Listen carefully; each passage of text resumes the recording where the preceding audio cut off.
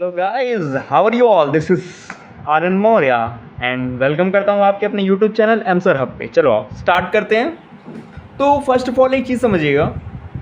अब जैसे कि आप मान लो कोई भी लैंग्वेज सीखने चले गए, suppose that C plus plus, Java, Python, PHP, Perl, Ruby, कुछ भी मान लो। चलो, लेकिन अगर आप वो लैंग्वेज सीख रहे हो लेकिन आपको यही नहीं पता कि वो लैंग्वेज किस टाइप की है, सपोज दैट प्रोग्रामिंग है, मार्कअप है, स्क्रिप्टिंग है, क्वेरी है, चलो ये भी जान लिए, तो आपको ये भी पता होना चाहिए कि वो अपने कोड को ट्रांसलेट कैसे कर रहा है, रन कैसे कर रहा है। मतलब एक तरीके से अगर मैं बात करूँ तो एकदम बेसिक कोर कॉन्सेप्ट्स। ठीक है, तो आज हम उसी के बारे में डिस्कस करेंगे कि एक बेसिक कोर कॉन्सेप्ट्स क्या क्या होते हैं। चलो, तो अगर आप समझोगे तो सबसे पहले हम स्टार्ट करते हैं कंप्यूटर लैंग्वेज क्या होता है। जैसा कि आपको यहाँ पे दिख रहा है, तो कंप्यूटर लैंग्वेज को समझने के लिए हम एक एग्जांपल से कंसिडर करते हैं। अब जैसे कि आपको यहाँ पे दिख रहा है, ये क्या है? आपका सिस्टम है। क्या है? सिस्टम। और ये कौन है? ये आप हो। और आपको क्या आती है? इंग्लिश, हिंदी, उर्दू, फारसी, बंगाली, कुछ भी मान लो। और सिस्टम को क्या आता है? केवल 0 1, यानी कि बाइनरी लैंग्वेज। अब मान लो आप दोनों को कुछ बात करना है, हेलो, हाय, टाटा, बाय, तो क्या आप बात कर पाओगे? नहीं कर पाओगे। क्यों? क्योंकि आपको आती है लोकल लैंग्वेज, उसको आती है ऑन ऑफ की भाषा, ट्रू फॉल्स की भाषा, 0 1 की भाषा। तो अब इन दोनों में से किसी एक को झुकना पड़ेगा। और चूंकि आपको पता है सिस्टम हार्टलेस होता है, तो ये क्या कहेगा? कंप्यूटर हूँ मैं झुकेगा नहीं साला। चलो, तो आपको ही झुकना पड़ेगा, मतलब आप ही को कंप्यूटर की लैंग्वेज यानी कि बाइनरी लैंग्वेज सीखनी पड़ेगी। तो अब आते हैं टॉपिक पर। तो जैसा कि आपको दिख रहा है यहाँ पे, कंप्यूटर को यहाँ से दो पार्ट्स में डिवाइड कर दिया गया है। एक को हम कहते हैं लो लेवल और एक को कहते हैं हाई लेवल। हो सकता है आपको इसके बारे में नॉलेज हो, फिर भी एक बार देख लो। ठीक है, अब जैसे कि लो लेवल क्या होता है, लो लेवल में दुनिया की सबसे पहली कंप्यूटर लैंग्वेज मिलती है जिसका नाम है मशीन लैंग्वेज। शॉर्टकट में हम इसे लैंग लिख देते हैं। क्या? लैंग। चलो, अब जैसा कि आपको दिख रहा है, तो यहाँ पे मशीन लैंग्वेज क्या है? दुनिया की सबसे पहली कंप्यूटर लैंग्वेज है। अब मशीन लैंग्वेज में से कि मान लो आपका सिस्टम है और ये आप हो, और आपको क्या करना है? अपने सिस्टम से कुछ हेलो बोलना है, फिर कोई भी बात करना है। सपोज दैट हम क्या करते हैं? एक हेलो बोलते हैं। तो हेलो ये तो मेरा इंग्लिश में है, मुझे सिस्टम को किस में बात करना है? 0 1 वाले फॉर्मेट में। 0 1 का मतलब अब मुझे हर एक वर्ड को ट्रांसलेट करना पड़े। जैसे मान लो एच है, तो एच का मैं मान लो नंबर दे दिया 0 1 1 0 0 1, ये मान लो इसका बाइनरी है। उसी प्रकार से ई का भी होगा, तो ई का मैंने दे दिया 1 1 0 0 1 1 0 1, ऐसा कुछ। एल का भी दे दिया 1 1 0 1 0 1 1, रैंडम ऐसे मान लो। ओ का दे दिया 1 1 0 0 0 1 1, फिर उसी तरीके से ऐसे हो गया। अब मान लो एक चीज़ समझो, ये इतना बड़ा कोड मैंने किया तब जाके मेरा हेलो प्रिंट हुआ कि नहीं? अब मान लो ऐसे ही आपको क्या करना पड़े, मैं एक कैलकुलेटर बनाने का प्रोग्राम दे दूं। क्या करूं? कैलकुलेटर, जहां पे आपको क्या करना है? प्लस माइनस मल्टीप्लाई डिवाइड, यही 4 ऑपरेशंस करने हैं। क्या करना है? प्लस माइनस मल्टीप्लाई डिवाइड, यही 4 ऑपरेशंस करने हैं। और ये 4 ऑपरेशन करने के लिए सपोज दैट आपको कितने लाइन का कोड किया हो? 1 से लेकर सपोज दैट जस्ट ओनली 1 के, यानी कि 1000 लाइन का आपने कोड क्या किया है, तब कैलकुलेटर बना हुआ है। अब मान लो ये कैलकुलेटर आपने बनाया आज की डेट में, सपोज दैट रैंडम मान लेता हूँ 8/2/2024, रैंडम ले लेते हैं। और इसी कैलकुलेटर को मैं मान लो कह दूं, अब मान लो आप डेवलपर हो, मैं क्लाइंट हूं, तो क्लाइंट ने क्या ऑर्डर किया? सर एक काम करिए, इस कैलकुलेटर को आप अपडेट करके इसमें क्या कर दीजिए? अंडर रूट एंड मॉडुलस का ऑपरेशन भी ऐड कर दीजिए। और ये कब बोल रहा है? ये बोल रहा है आपको 2025 में, क्योंकि जाहिर सी बात है डेवलपर और क्लाइंट के बीच में ये चीज़ चलता रहता है कि मान लो डेवलपर ने कोई साइट बनाई, कोई एप्लीकेशन बनाया, तो क्लाइंट क्या करेगा? उसके बाद रिस्पॉन्स करेगा, सर ये चीज़ अच्छी नहीं लग रही, इसका कलर चेंज करके ब्लू से ब्लैक कर दीजिए। सर इसका लेआउट है ना अच्छा नहीं लग रहा है, नेविगेशन बदल दीजिए। मीन्स कुछ भी करने को हमेशा कहते रहता है। तो अब क्या करना है आपको? ये क्या है? आपको 1000 लाइन का कोड किया था। अब मान लो इसको मुझे ऐड करना है, तो मुझे क्या करना पड़ेगा? मेरे पास दो ऑप्शंस होते हैं। एक, या तो मैं right new code from scratch, या फिर एक मेरे पास क्या होगा? Update code. अब मोस्ट ऑफ द पीपल यही चूज करेंगे अपडेट करने का। क्या करेंगे? अपडेट करने का। कोई भी ये नहीं चाहेगा कि नए से आप कोड को स्क्रैच से काम में लो, लेकिन अपडेट करने में एक प्रॉब्लम होगी। पूछो क्या? अब जैसे मान लो आपने 1 से लेके 1000 लाइन का आपने कोड किया है, तो अपडेट करोगे तो इन्हीं लाइनों के बीच में कहीं ना कहीं आप करोगे कि नहीं? चाहे वो 20वीं लाइन पे हो सकता है, 100वीं लाइन पे हो सकता है, 250 लाइन पे हो सकता है, कहीं पर भी हो सकता है। तो अगर मान लो गलती से एक भी 01 इधर हुआ तो आपका एरर आना शुरू। आप खुद देख लो, अगर मुझे 01 में हेलो बोलना है तो इतना झाम ताम पालना पड़ रहा है, और मान लो मैं इसको एक रिमूव कर दूँ तो एरर आएगा कि नहीं? जाहिर सी बात है आएगा। तो इसी चीज़ को रिजॉल्व करने के लिए क्या होता है, मशीन लैंग्वेज को ख़त्म किया जाता है। क्या किया जाता है? मशीन लैंग्वेज को ख़त्म किया जाता है। लेकिन एक चीज़ और आप पहले समझ लीजिए, अगर मैं पूछूं मशीन लैंग्वेज में 3 ऑपरेशंस पूछूं, एक रीड का, एक राइट का और एक अंडरस्टैंड का, तो आप एक बात बताओ, क्या मशीन लैंग्वेज को आप रीड कर सकते हो? नहीं। क्या आप राइट कर सकते हो लर्न करके? नहीं। क्या आप इसको अंडरस्टैंड कर सकते हो? नहीं। मीन्स तीनों की तीनों चीज़ें फेल हो जा रही हैं। तो इसी चीज़ को देखते हुए एक फीमेल प्रोग्रामर है,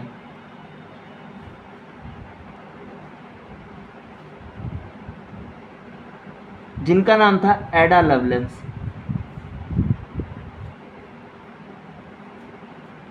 क्या नाम था? एडा लवलेंस। अब इन्होंने क्या किया, दुनिया की सबसे पहली कंप्यूटर लैंग्वेज बनाई। क्या किया? दुनिया की सबसे पहली कंप्यूटर लैंग्वेज बनाई। तो आइए देखते हैं। अब इन्होंने क्या किया, दुनिया की सबसे पहली कंप्यूटर लैंग्वेज जिसका नाम था असेंबली टाइप का, जिसका नाम एडा है। ये किस टाइप का था? असेंबली टाइप का। तो यहीं से आविष्कार हुआ लो लेवल का दूसरा पार्ट जिसका नाम है असेंबली। ठीक है। कब बना था ये? 1883 में। लैंग्वेज का नाम था ADA। आप सर्च कर सकते हो। एडा क्या है? दुनिया की सबसे पहले असेंबली लैंग्वेज या फिर कंप्यूटर लैंग्वेज है। अगर हम मशीन लैंग्वेज को कंसिडर ना करें तो एडा क्या होगा आपका? दुनिया का सबसे पहला कंप्यूटर लैंग्वेज होगा। ठीक है। तो अगर आप असेंबली में सपोज दैट मैं वही हेलो का प्रोग्राम किस में कर रहा हूँ, किसी भी एक असेंबली लैंग्वेज में सपोज दैट वही हेलो बोल रहा हूँ मैं, जो हेलो आपको मैं बाइनरी में बोल रहा था वही हेलो अब मैं किस में बोल रहा हूँ? असेंबली में। तो आपको एक डिफरेंस दिखेगा। देखिए कैसे। सपोज दैट मैंने लिखा #sudo @npt !txt .sudo hi।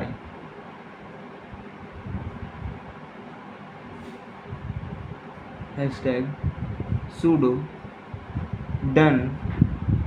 ये अब ये देखो एक छोटा सा कोड है किसके अंदर? आपका असेंबली के अंदर। मैंने एक एग्जांपल के लिए कंसिडर किया, आप इसको सर्च मत करिए कहाँ पर है कहाँ पर है, क्योंकि ऐसे बहुत सारे असेंबली लैंग्वेज में इसी प्रकार से कोड किए जाते हैं। ठीक है। तो अगर अभी के लिए आप देखेंगे तो मुझे एक हेलो बोलने के लिए क्या करना पड़ा? इतना बड़ा कोड करना पड़ा। तो अगर अभी आप देखेंगे तो एक चीज़ देखने को मिलेगी, क्या कि अगर मैं आपसे पूछूं वही 3 ऑपरेशन फिर से कि क्या आप रीड कर सकते हो, तो आप बोलोगे हाँ। क्या आप राइट कर सकते हो? फिर से आप बोलोगे हाँ। अगर मैं पूछूं आप अंडरस्टैंड कर सकते हो, तो आप कहोगे नहीं। क्यों?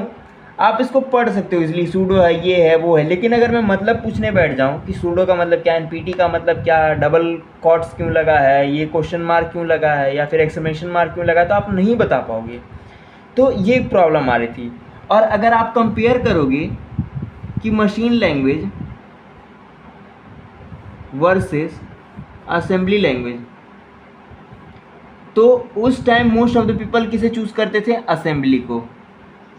यानी कि ये समझ लो 1983, 84, 85 आते आते मशीन लैंग्वेज का नामो निशान ख़त्म हो गया था। क्या था?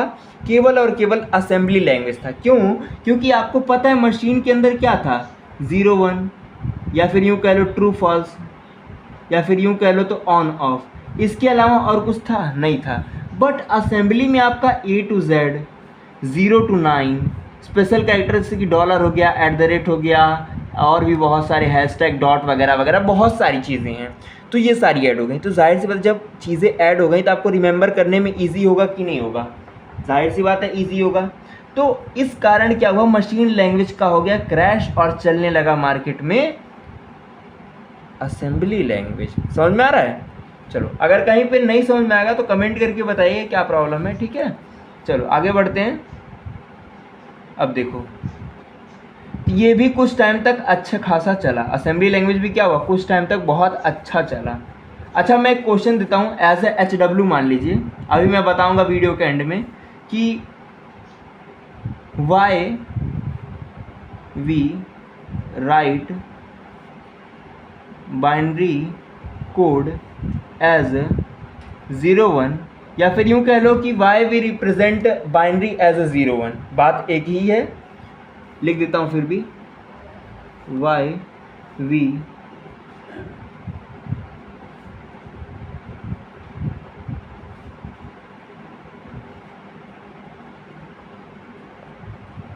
ये क्वेश्चन है मेरा, आप ऐसा HW में करके लाइएगा चाहे जैसे करके लाइएगा, मैं वैसे वीडियो के एंड में बता दूंगा, ठीक है। अभी के लिए देखते हैं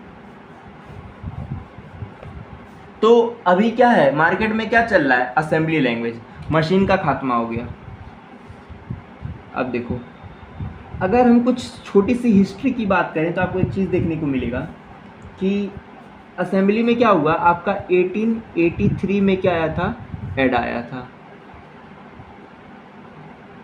उसके बाद क्या हुआ, धीरे धीरे चीज़ें बढ़ती गई। फिर एलन नाम का एक बंदा था, उन्होंने क्या बनाया, एक लैंग्वेज बनाई जिसका नाम था टॉरस। ये कब बना, 1936 में, जो कि असेंबली को ही क्या किया गया था, इन्हेंस करके बनाया गया था, ठीक है। फिर क्या हुआ, ये दशक चलता रहा और पूरा 1850 तक, इतने तक क्या हुआ, केवल यही लैंग्वेज चलती रही, असेंबली। फिर क्या हुआ, धीरे धीरे लोगों का डिमांड घटने लगा, असेंबली भी हार्ड पड़ रहा था क्योंकि तब क्या हुआ, तब आपका आता है 1885 में एक ऑटो कोड नाम का लैंग्वेज। किस नाम का, ऑटो कोड नाम का लैंग्वेज। ये क्या था, दुनिया का सबसे पहला कंपाइल्ड लैंग्वेज था, वर्ल्ड्स फर्स्ट कंपाइल्ड लैंग्वेज।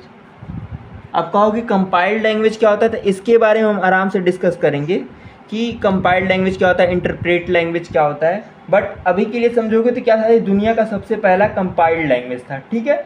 चलो ये चीज़ बढ़ता गया, बढ़ते बढ़ते फिर क्या हुआ, आपका आया 1957 जब क्या हुआ, फोर्ट्रान बना, ठीक है।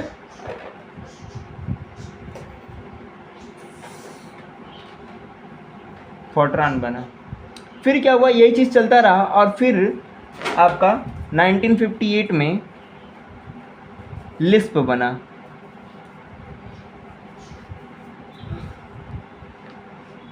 और फिर यही सिलसिला चलता रहा, ऐसी तमाम लैंग्वेजेस आती गई, जैसे कि 1960s में आपका आया कोबॉल।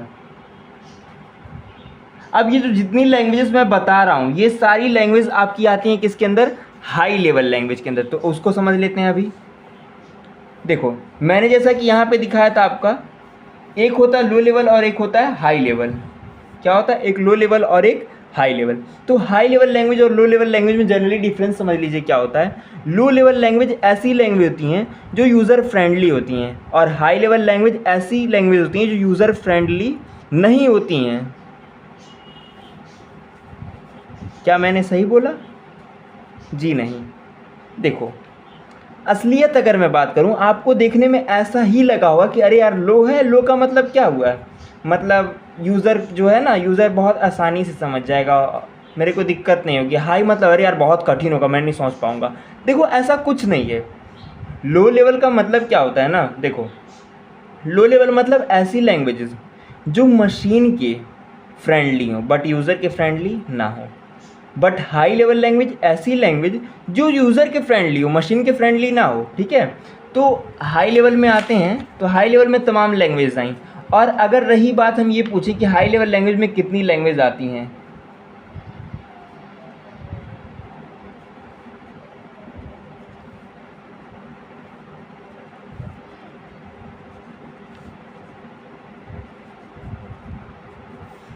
तो क्या आंसर आएगा। अगर मैं पूछूं how many language are in a high level, तो इसका कोई आंसर नहीं है। या फिर मैं पूछूं how many language in this world, मतलब पूरे विश्व में कितनी लैंग्वेजेस हैं, तो इसका भी कोई अर्थ नहीं है।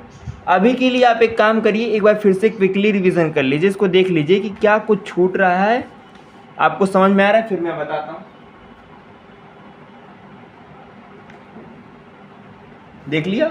चलो अभी क्या करते हैं, समझते हैं। तो हाई लेवल में क्या है, जैसे कि मान लो मैंने लिख दिया, एक एग्जांपल देते हैं, फिर से हेलो वाला ही लेते हैं। तो हेलो में क्या है, जैसे कि मान लो मैंने लिख दिया प्रिंट, मैंने लिख दिया इंपोर्ट, मैंने लिख दिया इफ़, मैंने लिख दिया इंक्लूड, मैंने लिख दिया एल्स। मीन्स अगर इन सारे वर्ड्स को आप देखोगे ना, तो एक तरीके से ऐसे लगेगा कि यार ये तो इंग्लिश के वर्ड्स हैं। प्रिंट का मतलब छापना, इंपोर्ट का मतलब मंगाना, इफ़ का मतलब अगर, इंक्लूड का मतलब भी शामिल करना, एल्स का मतलब ये, मतलब ये नहीं तो ये, ऐसा होता है। तो वही चीज़ है, इंग्लिश लैंग्वेज की एकदम फैमिलियर होती है, यानी कि जो हाई लेवल लैंग्वेज होती हैं वो एकदम इंग्लिश की तरह होती हैं। आप जैसे ही समझने की कोशिश करोगे तो बहुत ईजिली समझ में आ जाएंगी।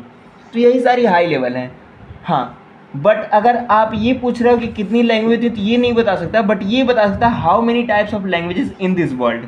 तो जनरली अगर आप देखोगे तो देयर आर 50+, कितना 50+ type of computer language in this world. अगर मैं मशीन और असेंबली को स्किप करूं तो कितना 50+ टाइप ऑफ कंप्यूटर लैंग्वेज क्या है इस दुनिया में है। ठीक है, चलो आगे बढ़ते हैं, कुछ एग्जाम्पल से कंसिडर करते हैं। जैसे कि अगर मैं बात करूं तो उसमें असेंबली था और मशीन देखा, तो हाई लेवल में जैसे कि मैं एग्जाम्पल बताऊं तो इसे प्रोग्रामिंग हो गया,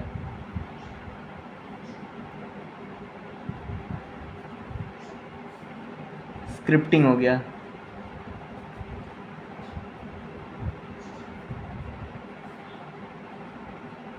मार्कअप हो गया,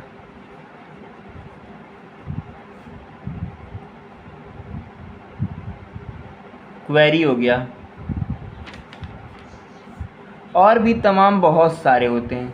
मतलब ऐसे से करके कितना 50+ टाइप ऑफ होते हैं। मैंने कुछ एग्जांपल दिए उनमें से। जैसे कि प्रोग्रामिंग में अगर आप बात करोगे तो आपने नाम सुना होगा, सी हो गया, C++ हो गया, जावा हो गया, पाइथन हो गया, C# हो गया। ये सारे क्या हैं आपके प्रोग्रामिंग लैंग्वेज। स्क्रिप्टिंग की अगर आप बात करोगे तो जैसे कि जावा स्क्रिप्ट हो गया, टाइप स्क्रिप्ट हो गया,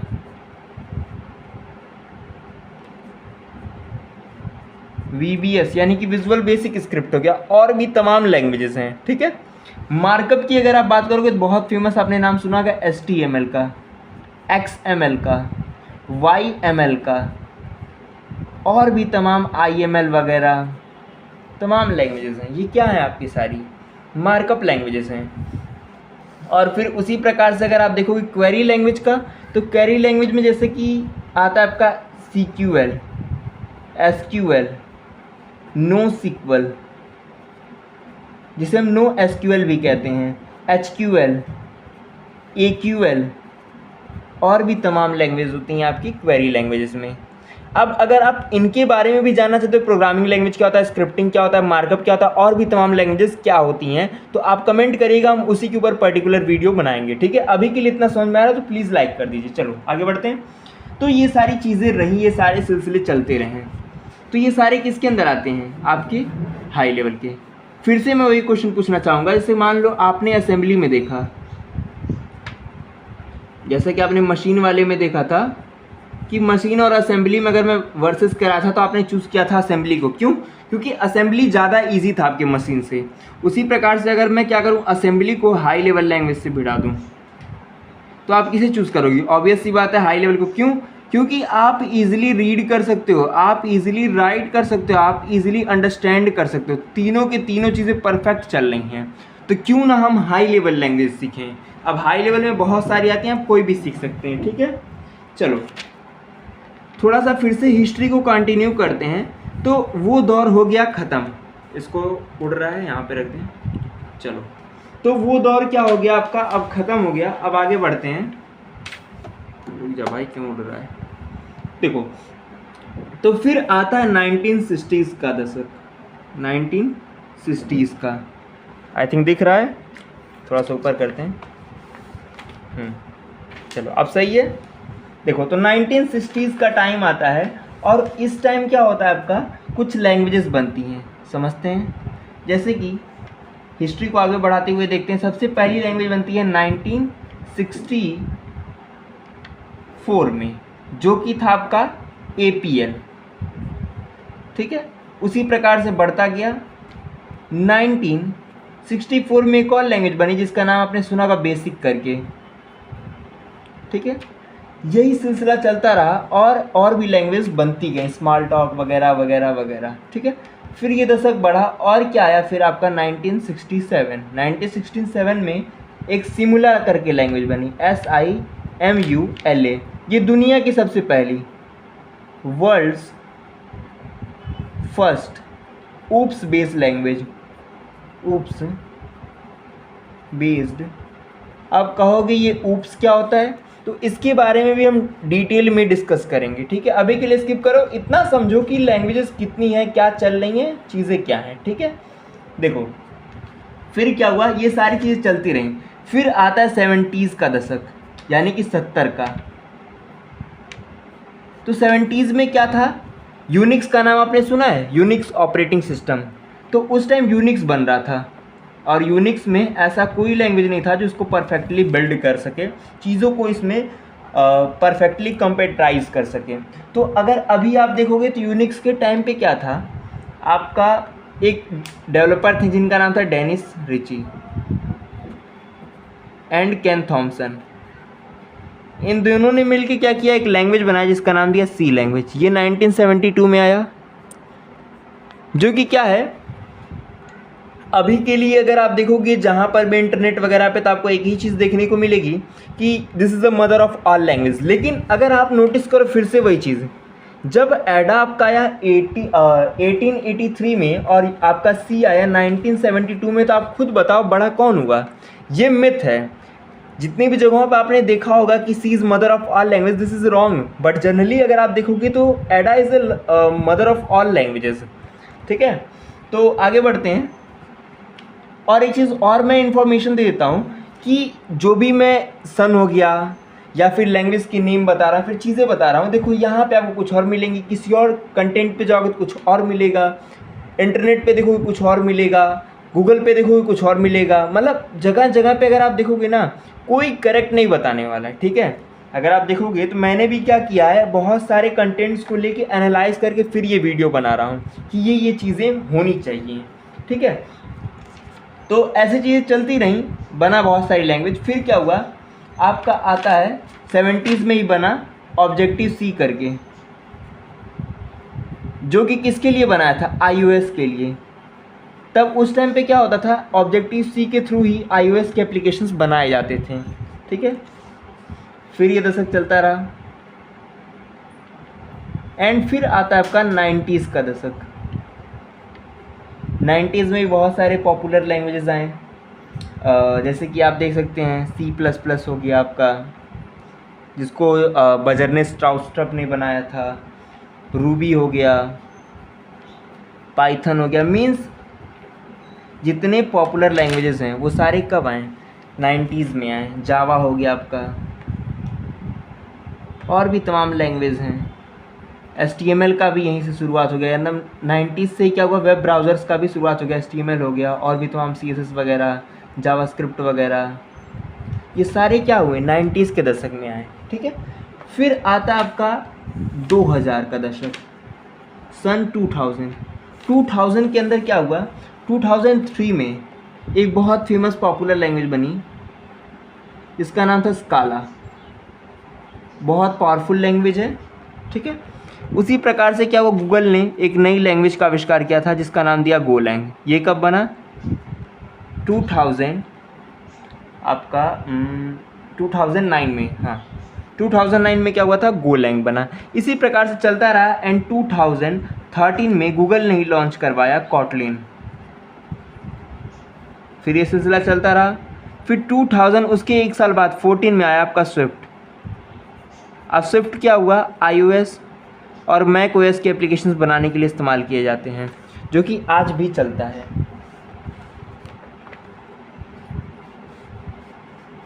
तो ये सारी चीज़ें थी। अभी देखोगे तो अभी के टाइम पे और भी तमाम लैंग्वेज बने जा रही हैं मीन्स कोई काउंटिंग नहीं है कि आपका 10 लैंग्वेज है, 20 लैंग्वेज है, 100 लैंग्वेज है। लैंग्वेज का कोई काउंटिंग नहीं है। मतलब पूरे ऑल ओवर वर्ल्ड में पता नहीं कितनी लैंग्वेज बनाए गए हैं, ठीक है। तो अभी के लिए क्या था, ये आपका एक बस बेसिक ओवरव्यू था कि लैंग्वेज क्या होती है, चीज़ें क्या होती हैं। हाँ, मैंने एक चीज़ बताया था कि 0-1 क्यों रिप्रेजेंट करते हैं, उसको भी मैं डिस्कस कर लूँ। 0-1 वाला टॉपिक देखो, तो जैसे कि आपको पता है कंप्यूटर क्या है, कंप्यूटर किससे चलता है, कंप्यूटर आपका चलता है बिजली से। और बिजली को अगर हम देखें तो एनालॉग में कुछ इस प्रकार से चलती है, ऐसे ही चलती है ना। लेकिन इसे मेज़र करना बहुत मुश्किल होता है, आपको ही पता है। तो इसे अगर हम कन्वर्ट कर दें डिजिटल फॉर्मेट में, क्विकली बता देता हूँ, तो ये कुछ इस प्रकार से होगा। और इसको अगर हम एनालाइज करें तो अगर इसमें दो ही कंडीशन बन रही हैं, या तो करंट बहुत हाई है या तो करंट क्या है, लो है। अब क्या होता है, इसे एक तरीके से हम ऐसे कंसिडर कर सकते हैं, ये क्या है, ऑन की कंडीशन है, ये क्या है आपकी ऑफ की कंडीशन है। अब इन दोनों कंडीशंस में क्या होगा, अब जैसे कि आप देखोगे तो यहाँ पे क्या दिखने वाला है कि अब मान लो इसे मुझे मेज़र करना है, ये हाई है, ये लो है, ये ऑन है, ये ऑफ है, तो मैं इजीली मेज़र कर लूँगा। बट इस एनालॉग वाले में मैं मेज़र नहीं कर पाऊँगा। तो यहाँ पे मैंने मेज़र कर लेना है। अब मेज़र करने के बाद क्या होता था, साइंटिस्ट ने इसे कंसिडर करना। मान लो मुझे कुछ आपको शो करना है कि करंट कैसे चल रहा है, तो मैं आपको बोलूँगा on off of on off of on on on off of and so on. ये चीज़ें चलती रहेंगी। आप देखो ये कितना कॉम्प्लेक्स लग रहा है। इसी को मैं अगर छोटा करके ऑप्टिमाइज़ कर दूं, कैसे, with the help of 0-1 means 0-1 0-0-1 1-0-0-1 1-0-1। आप देखो ये कितना छोटा हो गया कि नहीं। तो देखो 0-1 से रिप्रेजेंट करने का मतलब क्या है, ये बस एक रिप्रेजेंट करने का तरीका है।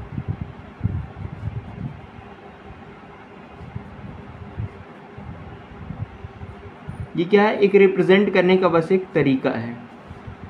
तो ये ज़रूरी नहीं है कि आप केवल 0 और 1 से ही रिप्रेजेंट करो। अब उस टाइम पे क्या हुआ था, इनको सबसे शॉर्टेस्ट नंबर मिला 0-1 रिप्रेजेंट करने के लिए। आप चाहो तो ज़रूरी नहीं है, आप अपने लिए AB से रिप्रेजेंट करो, XY से रिप्रेजेंट करो, ZX से रिप्रेजेंट करो, आप किसी से भी रिप्रेजेंट कर सकते हो।